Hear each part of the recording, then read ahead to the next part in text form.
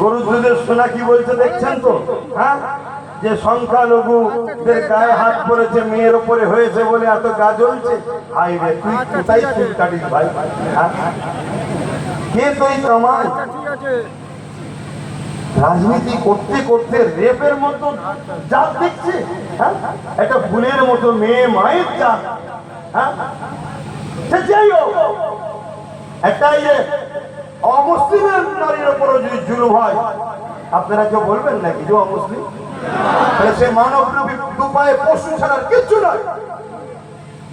তাহলে আজকে সেই জায়গায় এত বলা সাহস, এত কিছু হচ্ছে, কখনো বলছে ওই দেশে চলে যাও, সে দেশে চলে যাও, নামাজ পড়ার কথা বলছে না? এত পাওয়ার কথা বলছে, কিছু হচ্ছে কি? কেন হয়নি বলুন বলুন?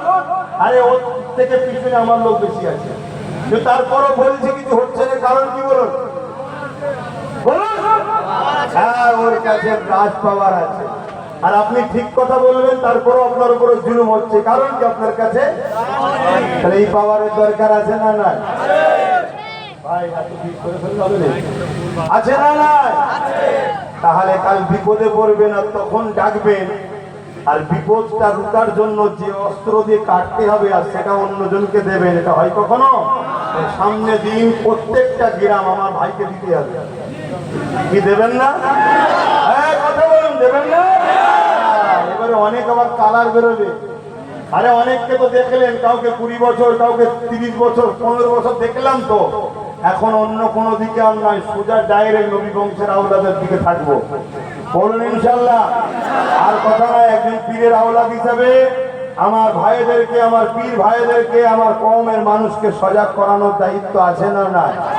কেন? আমি রসুন দেখেছি, রসুনের মাথা কোনো আলাদা হলো, পিছনটা সব এক জায়গায়। এদের বিভিন্ন নামে বিভিন্ন কালারের দল হলেই বা সবার মাথায় ইসলামের দুশ্মনী বসে আছে। কথা বুঝে আসছে? হ্যাঁ, এটা মাথায় রাখবেন। আসুন।